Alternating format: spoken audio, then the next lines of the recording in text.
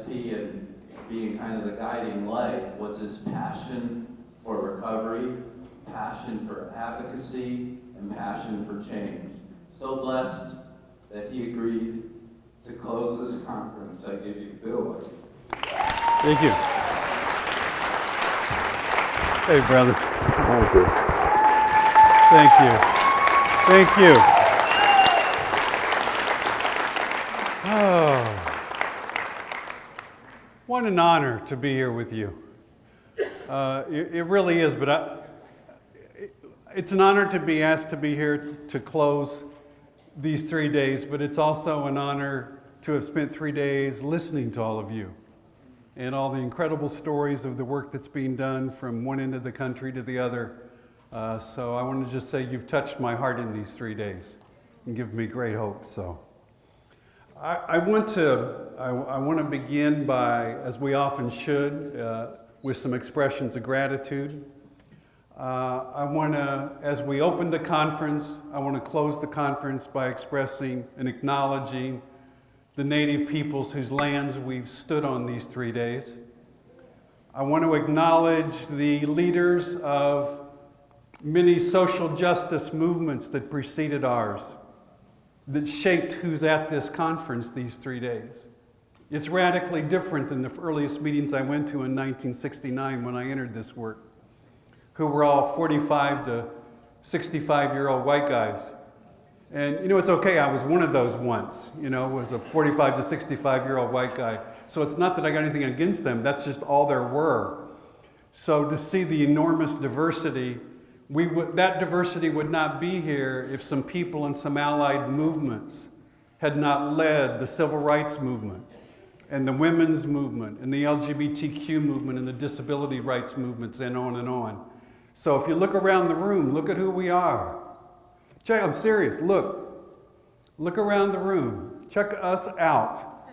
One of the most diverse recovery gatherings, at least in my lifetime. I want to express some gratitude for the recovery advocacy leaders that we've lost.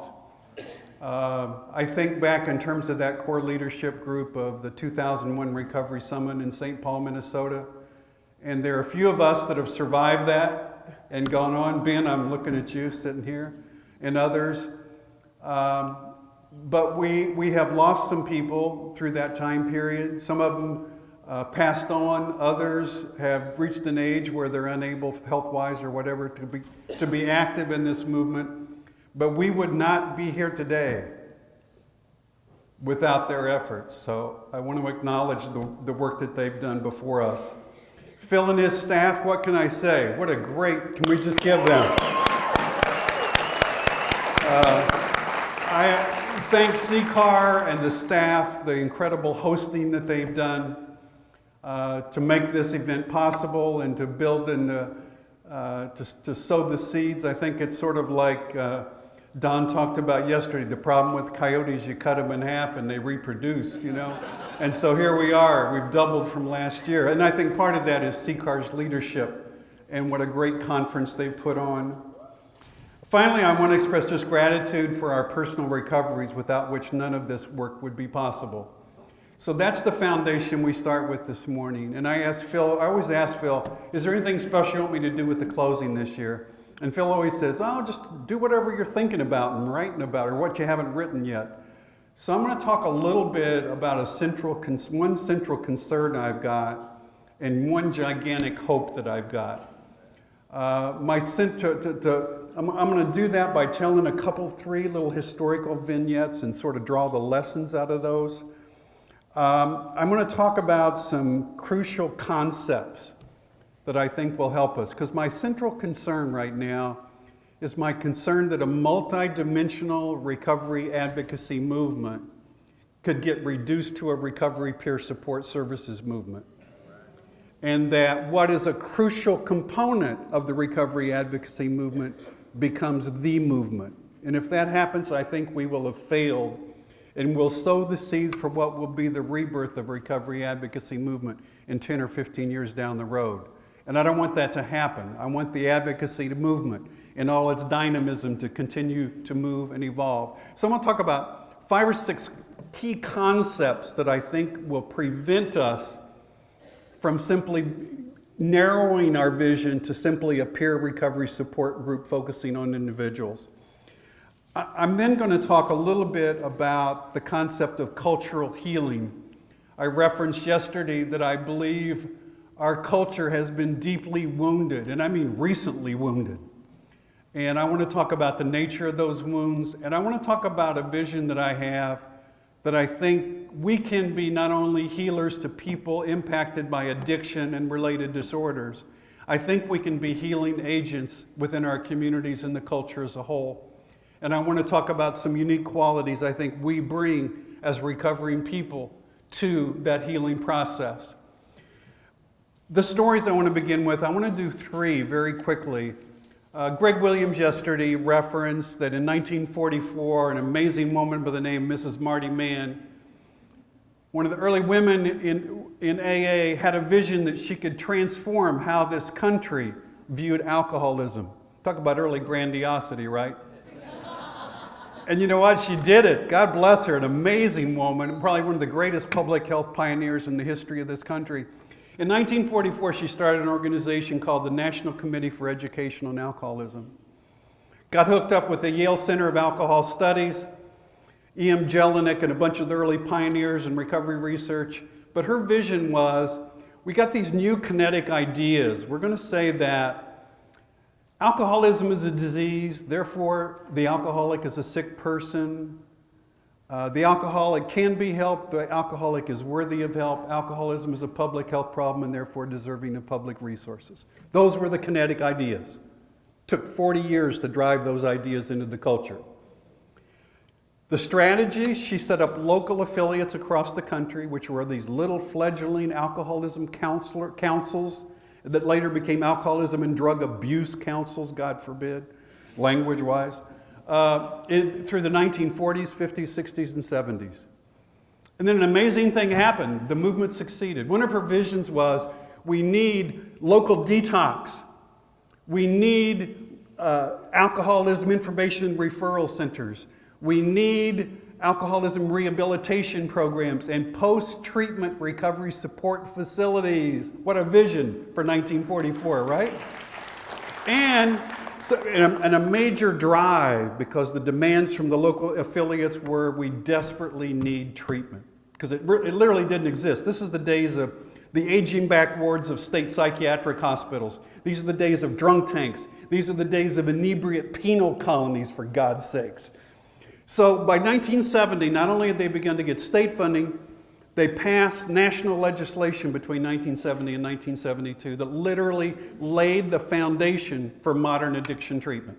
This federal, state, local, private partnership. And it seemed for a brief second like the entire movement had succeeded. But guess what? As the money rapidly began to flow, as it will from an opioid settlement suit coming pretty quickly, footnote, all of a sudden, they said, who's going to do this work? And the advocacy groups suddenly found themselves starting 501c3s and organizing addiction treatment programs. They said, well, if nobody else will do it, we'll do it. Not knowing that the mission of addiction treatment would consume their organization. And what do you think happened to the advocacy work and the advocacy agenda as they took on the business of addiction treatment? And as advocates then moved to the board members of the local addiction treatment agencies. We desperately needed treatment in that point. But in the process, what happened to the mission? Mission diversion, lesson number 1. At the same time, an interesting thing was happening. As all that money flowed, we had the birth of a new profession. We had new models of treatment, and we had the emergence of the addiction counselor role, which was then, by the way, really 2 roles, because there were 2 fields. An alcoholism field over here and a drug abuse field over here, right? So you were an alcoholism counselor, or you were a drug abuse counselor. There were competing models in the earliest days. Now I got to take you back a little bit into the 60s that leads up to this 1970 legislation.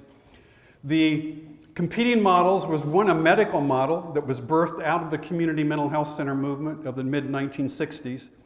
And the addiction counselor role was then really modeled after the psychologist, the social worker, the psychiatrist. It was a very clinical role, very individually focused. We're going to assess, diagnose, treat, discharge, and say, now go have a good life. The competing model came from a very different environment. It came from the Office of Economic Opportunity, the anti-poverty programs of the 1960s. These were programs primarily in the South, many African American communities, and they were alcoholism consultants. And their model was not a clinical model of intervention. Their model was community organization and community development. Their idea was we're going to organize indigenous supports for long-term recovery. We're going to encourage the proliferation of AA and all the other support groups. We're going to organize families in recovery. And we're going to try to deal with some of the economic development needs that people in recovery are going to be needing to sustain their recovery over time. So it was a real, this was not a model that would come out of psychiatry. It was closer to coming out of Saul Alinsky, for any of you that know the history of community organizing in the United States. Guess which model won? The drive for money and the drive for professional legitimacy. The medical model won. And some of us say, well, that was okay. That was a good idea. We got a lot of things out of that medical model in the intervening years. What do you think happened to the early vision about organizing communities and the community development ethos that was part of the OEO model? Virtually disappeared. So in some ways, as the medical model, as we poured large numbers of recovering people into that model, an interesting thing happened. One was there were very few professionals that wanted to work with alcoholics and addicts at that point in time. There was enormous stigma related to professionals, like why would you want to work with those people, right? In 1970. So the vast majority of the workforce were people in recovery who got trained into this new alcoholism counselor role. Over the years, an interesting thing happened with that because these were people very closely connected to indigenous community recovery resources. As the field became professionalized, as it became credentialed, as education demands accelerated, what do you think happened to recovery representation among addiction counselors in the United States?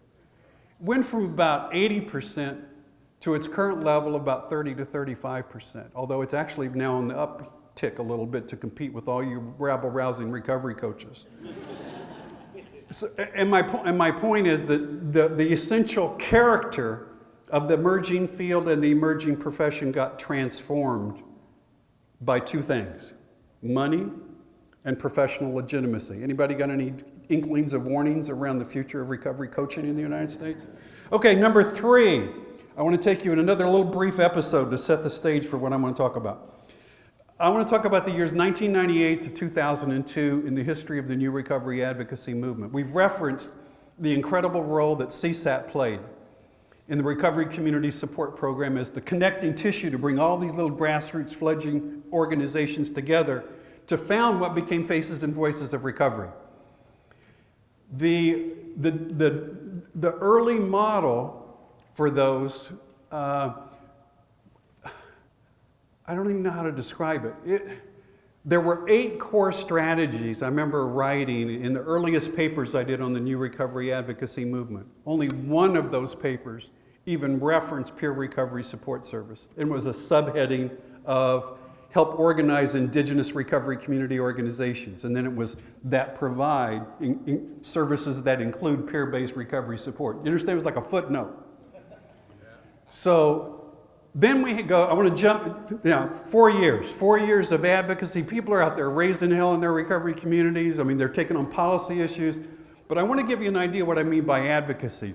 People said, the alcohol industry is a major contributor to the problems of alcoholism in the United States because of the massive promotion of alcohol, the promotion of alcoholic products to minors and vulnerable populations, the proliferation of alcohol outlets in communities, poor communities of color in particular, and on and on. So we think we should go with an interesting concept.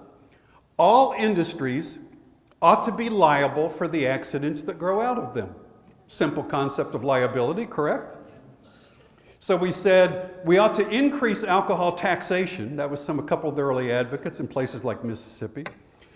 And we're going to divert those increased taxes to fund community-based treatment and recovery support services.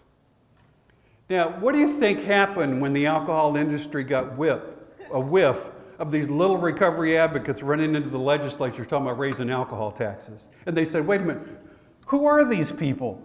And by the way, how are they funded? The government is funding them?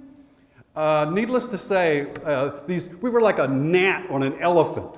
The power of that industry came and said, you will no longer do this in the new Bush administration. So by 2002, an edict comes down and say, we no longer will ever use the word advocacy at the public level. Oh, and by the way, we also don't use the word harm reduction. So here we had an interesting policy shift. So we went from advocacy, and the RCSP program became the Recovery Community Services Program. And guess what? The focus was on peer recovery coaching. So I'm saying in that transformative moment, we had a component of the recovery advocacy movement that became at risk of becoming the movement. Not by anything the indigenous people in recovery had discussed and decided, but by governmental edict. I'm saying that simple decision had an enormous impact on everything that came forward. Okay, here we go. I've said, I'm telling you those stories because it's a lead into how do we not allow recovery peer services become the movement as opposed to a component of the movement. So I want to talk about 6 ideas that I think we can hang on to a larger vision of where we started. How many of you have heard Don talk about the healing forest metaphor? How many of you, or I should say, how many of you have not heard that story? Healing forest metaphor. I'm so pleased that so few of you are raising your hands right now. The healing forest metaphor was the earliest metaphor that emerged in our recovery advocacy discussions that said, who is the client of recovery support services? And we traditionally thought, well, people who are needing or in recovery need that. And then we stretched it a bit and said, oh yeah, and the families too, you know. Bob Savage was there raising hell saying, you got to include the families. And we had other people doing that as well. So we'd stretched it to individuals and families. Don was the first person that came and said, you know Don's way, right? He said, we need to talk about what we do with sick and dying trees. And people are looking at him and going, what the hell is he talking?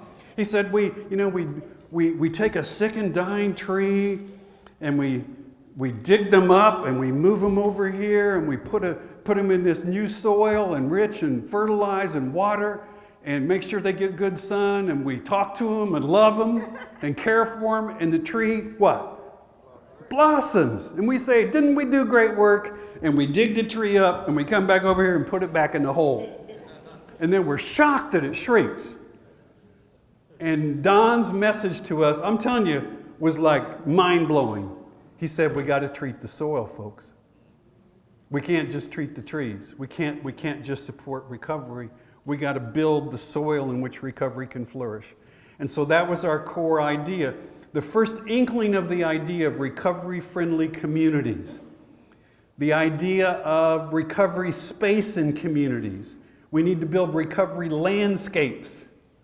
It's that whole thing of not only do we need to help people personally recover, we got to create a world in which they can recover, right? This was the vision of we got to begin to extend recovery support, not just in our clinical closets. We got to build those support systems in every area of our community, in business and industry, in healthcare, and in the schools, and in the government, and on and on and on, in the arts, in the theater, and in the sports arenas, and on. That's the idea of the healing forest. That was critical. That we can't lose sight of our need Every recovery coach, as they coach, ought to be thinking about, what do I do in the coaching process to build this healing forest? The next concept we talked about was community recovery capital. William Cloud and I did a lot of writing for recovery coaches on the concept of recovery capital. And the idea, we talked about personal recovery capital, family recovery capital, community recovery capital. And we define recovery capital as simply the internal and external resources people need to initiate and sustain resources. And we said what predicts whether somebody is in recovery often has to do with a lot more than just how severe is the problem they have, how complex is it, how long has it lasted. It really is, what kind of assets does this person have to bring to bear to initiate and sustain the recovery process? So that was the personal one. The community one, we began to get a growing amount of evidence that said, even with personal recovery capital, what may tip the scales of recovery or recurrence of addiction is not at a personal level. It really is about community recovery capital and whether that capital exists in that community or not. So the idea is we begin to measure community recovery capital. How do we systematically map recovery capital within neighborhoods within a community? And how do we strategically begin to build recovery capital within areas of a community in which it's most desperately needed? We found, for example, in places like Philadelphia, we mapped all the sober housing, all the treatment programs, all the AA meetings, all the NA meetings, all the alternative meetings, and on and on and on. So we had this incredible map, and then we said, we already got the casualty data. We know where people are dying from addiction. We know where they're being arrested. We know where they're being admitted to the hospitals. We know where the addiction-related HIV and Hep C is coming from, and on and on and on. So we just asked the question, are the recovery resources in the same census tracts where the casualties are highest? And what do you think we found? We found some amazing mismatches, right? We had resources, but we didn't have the resources where they were most needed. So the idea of, so what do? We go beyond this vague idea we're going to help them with this amorphous community. The question is, what are we doing in census tract 1046, right? And we measure it today, and is it any different a year from now or 2 years from now? And if it is, we're doing our job. And if it's not, I don't care how many individuals, I don't care how many babies we pulled out of the water, remember? Okay, we still haven't gone upstream enough to stop the babies from coming down in the water. Community recovery, third concept that came out of that. This was really a Philadelphia-based concept. That was a sense that we had a growing sense that there were places in Philadelphia, communities in their own, encapsulated, that had been so devastated by addiction and related problems, and particularly addiction, so devastated by the mass incarceration of people of color that came as part of that package in areas of that city. We said it's not enough to heal individuals or even heal families. We've got areas where the whole community has been wounded and is devastated. So we need to think about, how do we talk about the concept of a community in recovery? And that maybe there's a way we as people in recovery and recovery support organizations can actually facilitate the healing of community. We began meeting with neighborhoods, not individuals, not people in recovery, not people in treatment, whole neighborhoods, talking about how do we begin to make this a recovery-focused neighborhood. Because right now, the reputation of this community is nothing but drugs, crime, and violence. How do we transform the very identity of this community and the health within this community? Recovery is, the fourth one is radical recovery.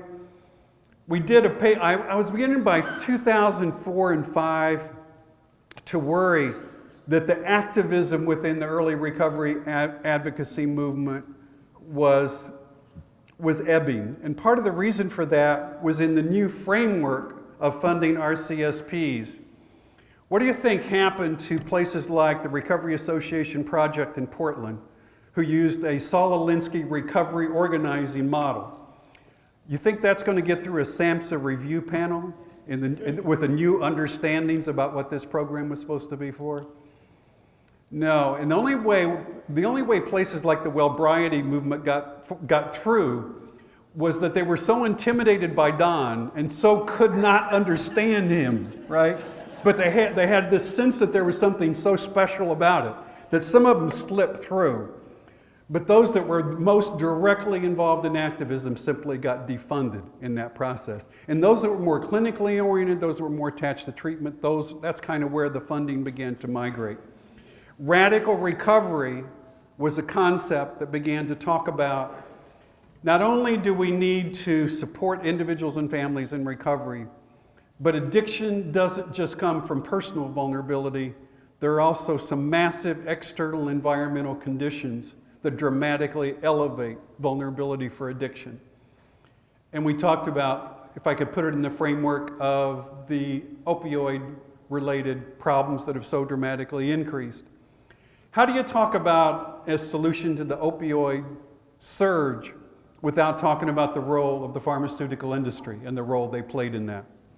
How do you check the rise of opioid-related deaths without beginning to check the marketing strategies and the distribution strategies of those predatory companies? That's what we talked about, a radical recovery, hanging on to that level of activism, of being willing to identify those kind of upstream resources and speak truth to power and not being afraid to take on these incredibly powerful social institutions. Fifth, recovery is contagious. One of my favorites. You've now seen this on signs, you know. This is a powerful idea. We've just begun to scratch the surface of this, but you know, a whole lot of people in this room know exactly what I'm talking about. Because you know what? There's a whole bunch of people in this room that didn't choose recovery. Recovery came and got them, right?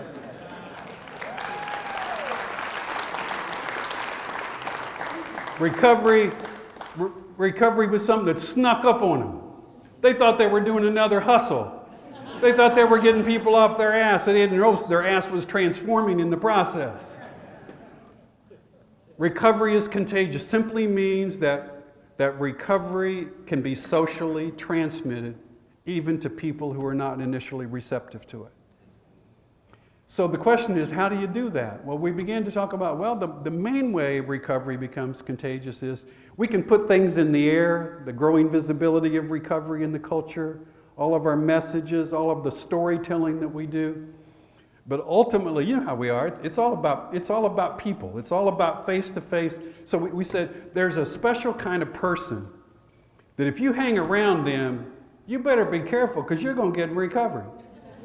You know, in other words, if I'm trying to game the system, right? I'm trying to figure out which days I can use and still, you know, beat my drops and all that kind of stuff going on. But I'm involved with CCAR, and people say, man, you better be careful with CCAR. I mean, them people will get you sober, man. They'll get you clean. They'll clean you up. So maybe you ought to go to one of these fly-by-night places and say, yeah, I'm involved in recovery support services over here. Because over there, something might happen to you, and we might lose you. This is a crack house. They're having this conversation. So the idea of recovery carriers. These are individuals in recovery or family members in recovery who, because of the way they live their lives and the nature of their story, make recovery absolutely contagious. People can catch it in spite of themselves. So the idea of recovery carriers as a community organizational strategy is part of what we want to do with recovery coaching and recovery advocacy is we want to increase the density of recovery carriers in every community in the United States. Right? And I'm not talking about recovery coaches now.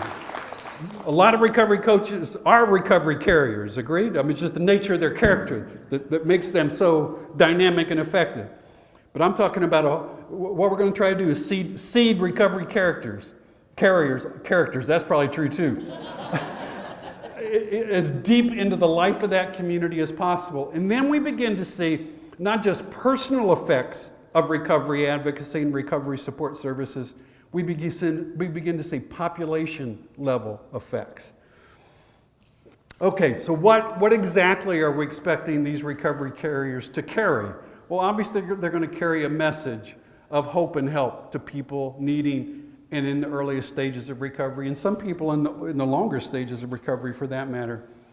But I want to suggest that recovery carriers, those of us who are willing to become more visible and more active around our recovery, may have a larger mission.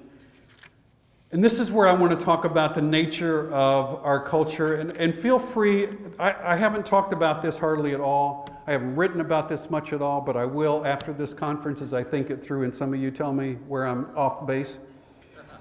But I want to talk for a little, just briefly, in the last closing section I got, about what I'm seeing in the culture at large that is so radically different than the core values of addiction recovery that have sustained so many of us, and how we might be able to contribute some of what we have to offer. We know something about brokenness, right? We know some things about sickness, and we know some things about healing and recapturing wholeness. So here's where we're going. I see a culture where we see a proliferation of lies and alternative facts to the point there's so much fog, nobody can figure out what the hell's truth and going on. So what do we bring to that? I think we bring a simple message, and that is a message that honesty matters. It matters in our recovery, and it matters in the culture, right? I think we need to say there is such a thing as objective truth. And anytime you screw with that, there are horrible consequences to be paid, as evidenced in our own lives, as we distorted reality so much during our active years in the life. The simplicity of just the truth matters, I guess is what I'm trying to say. Secondly, is that we have a culture modeling hubris, arrogance, grandiosity, and narcissism at so many levels. And no, I'm not talking about the hearings going on in Washington today alone. What I'm really talking about is we're seeing those same characteristics, not only in politics, we're seeing those characteristics in business. Agreed? If you look at the corporate business, people are saying corporate ethics are an oxymoron in the current environment as we take these companies increasingly to task for the horrific consequences they've wreaked on the public health of the culture. We see a culture that's emerging as an I culture when we look at all of our cultural role models. So what we did that. I mean, we know a lot about I stuff, right? From our active addiction years. Because in essence, by the end of that career we had in addiction, there was nothing left but I and the drug. I mean, we become disconnected from everything else, completely self-encapsulated. And I'm saying that's what's happened in the larger culture itself. So what do we bring to it? I think we bring some simple things. And that is the value of humility. I think we bring the recognition of our not godness. I think we bring what Ernie Kurtz called the spirituality of imperfection, right? That in openly acknowledging our imperfection and our brokenness, miraculously something happens. We begin to share some of the wounds related to that condition. I think we have a lot to share in terms of what community looks like. Where in this culture can you go where people of every color, every race, every religious or non-religious affiliation, people of every color, background, every variation of sexual orientation, and on, can meet in one room and talk and listen to one another? It's in the rooms. It's in our community. So you think we got something to say right now? I mean, I got some of my best friends are hardcore Republicans. And you know what it means for me to hang out with them? And you know what? We love each other. Where else can you get that? I mean, we respect each other. Some days we tolerate each other. It's the power of community across those divisions. There's a culture that's modeling all manner of excessive behavior. Now, we know a lot about that, right?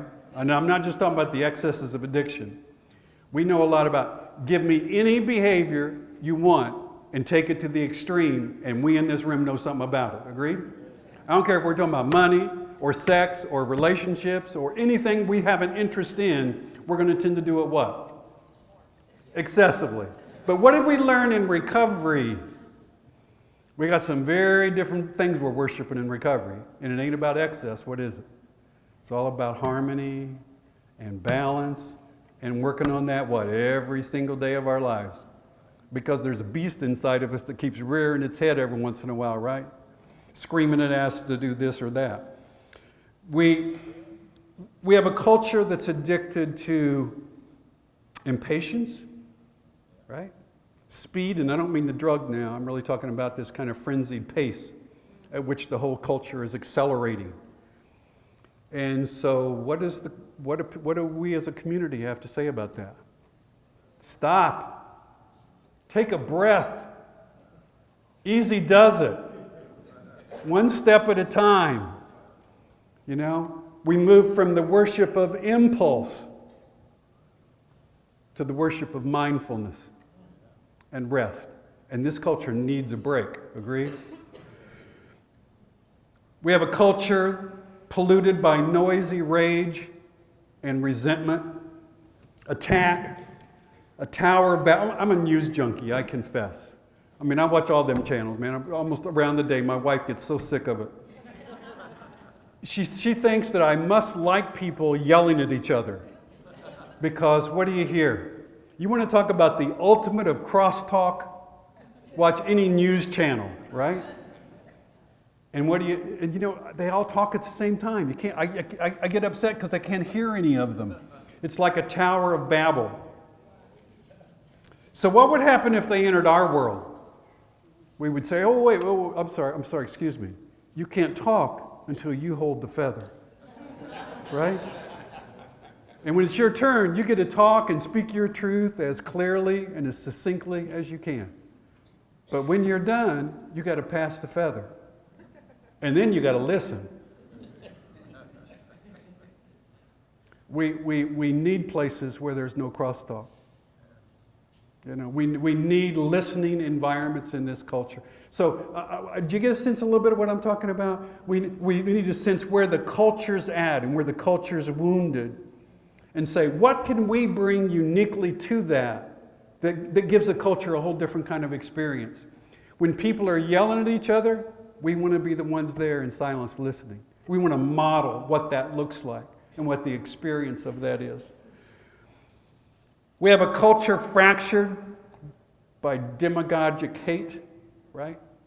Slicing and dicing us in every way possible for financial gain, political gain, personal celebrity gain. And that one wounds me because I saw, compared to the early decades of my life, a slow melting of walls and bringing communities together. And how much reversal have we seen in recent years related to that? So what do we have in the recovery community? I think one of the things that we have, that we painfully struggle with, are some other values. And that value is and by the way, these I think increase over time with maturity and recovery. And that is the values of respect, values of tolerance. We can talk about the power not of hate, but the power of love in our own lives and what that's meant to us for our own recovery. But most importantly, what we know is, you know, we're the people, many of us, who discovered painfully that we could achieve together what we couldn't achieve alone. And that's a lesson for the whole culture. There's many things this culture needs they'll never be able to experience in isolation. Only coming together across the divisions that currently exist within the culture. We have a constant projection of blame. Projection of blame. Now, we know about projection of blame, right? I mean, it ain't my problem. If you were married to my wife, believe me, you'd want to drink, or on and on and on, right? It's not my problem, it's my boss, it's not my problem. I mean, we're the masters of projection of blame through our active addiction years. So what do we have in response to that within the recovery community? A rather novel concept called the ethics of personal accountability, right? A value that says we admit when we're wrong and we make amends for those wrongs. Is that a novel concept right now within our culture? We admit when we're wrong. We got people out there who never admit when they're wrong, agree? We can find wholeness not in isolation, but only in community. What we desperately, I literally see the connective tissue beginning to weaken and fracture. And I'm saying, so where do you find it? You find these little pockets of powerful connection, right? And those are our sanctuaries, right? I mean, those are and one of the places we find those are in our recovery communities. You find it in other wounded communities, right? You find it in cancer survivor groups and trauma survivor groups and other such areas. What I'm saying is, in the people who've been most wounded in this culture, have what the whole culture desperately needs at this unique moment of time. And I believe we can have a role in helping deliver that to that larger culture. One other thing I think we found, people will castigate and say, who in the hell, you're going to have a bunch of ex-junkies thinking they can, the arrogance that they think they can heal the community and they have something of value to offer? Are you kidding me? I'm imagining these coffee shop bathroom discussions among legislatures, right? And you know what we found? The most perfect message can be delivered by the most imperfect of messengers.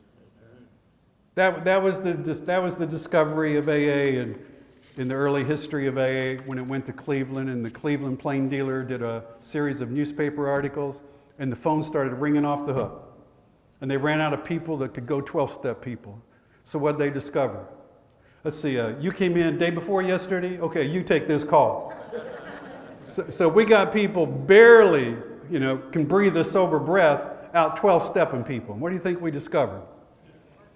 Not only did they do an effective 12-step call and people got into recovery, but guess what happened to that person 3 days sober? Man, got their shoulders up. We learned the power of helping in that process. We learned the power of unpaid voluntary service and what it meant to recovery and what it meant to rebuilding character. These are some random reflections on my part. Take them for what they're worth. It's like a meeting, take what you can find and pitch everything else. It's been a real honor to have these 3 days with you. Thank you. God bless. Travel safe, okay? Take care. Thank you. Thank you. Thank you. Thank you.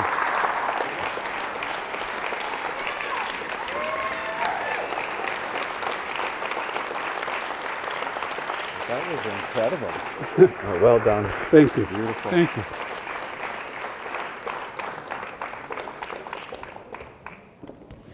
So, wrapped up. MPRC, The Recovery. National Recovery Conference 2019.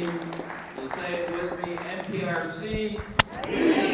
National Recovery Conference. Amen. So here I have a couple words of advice for you. Live long and prosper.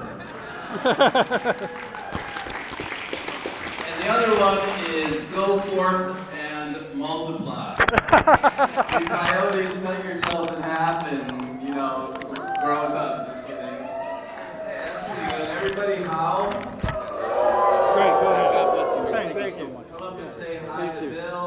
Safe travels. We'll see you next year, it looks like. Take care, everyone. Thanks, Thomas. One of those is yours. Oh, are they? Oh, yeah, the Sony.